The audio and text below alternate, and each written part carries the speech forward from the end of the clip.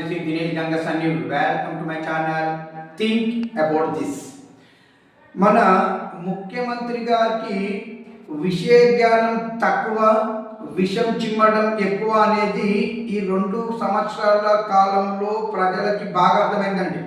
ప్రతిపక్షంలో ఉన్నప్పుడు ఇదే విషం చిమ్ముతుంటే నిజమేమోనని నమ్మినటువంటి ప్రజలు అతనికి ఓటేసి గెలిపిస్తే అధికారంలోకి వచ్చినటువంటి కాంగ్రెస్ పార్టీ ముఖ్యమంత్రి అయినటువంటి ప్రస్తుతం ముఖ్యమంత్రి గారు పేరు కూడా పిలవనండి నేను, అతను ఇప్పుడు చేస్తుంది ఏంటంటే కనీసం ఒక విషయ పరిజ్ఞానం అయితే లేదని అందరూ తెలుసు.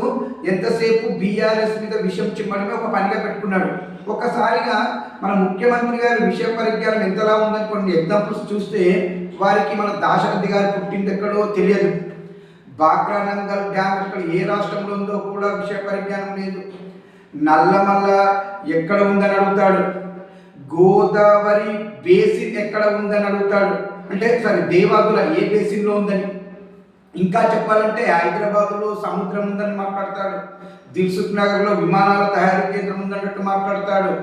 ఇంకా చెప్పాలంటే బాసరలో ఏ విద్యా సంస్థ ఉందో కూడా విషయ జ్ఞానం లేని ఇలాంటి ముఖ్యమంత్రి, ఇంకా ఇట్లాంటి ఈ ముఖ్యమంత్రికి సంబంధించినటువంటి ఆనిముత్యాలు ఎన్నో ఉన్నాయి, ఇవి కొన్ని మాత్రమే.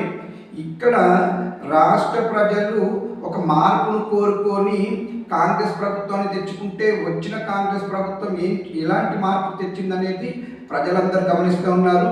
ఏది ఏమైనప్పటికీ ఇలాంటి ఒక మూర్ఖపు విషము చిమ్మే ఇలాంటి ముఖ్యమంత్రి గారు ఉండడం కంటే 10లో నుండి దిగిపోయి వేరే వాళ్ళకి ఆ పదవినిస్తే బాగుంటుందని చెప్పేసి నా ఉద్దేశం. దీనిపైన మీ అభిప్రాయాన్ని నా కామెంట్ రూపంలో తెలియచేయండి. ఇట్లు దినేష్ గంగసాని.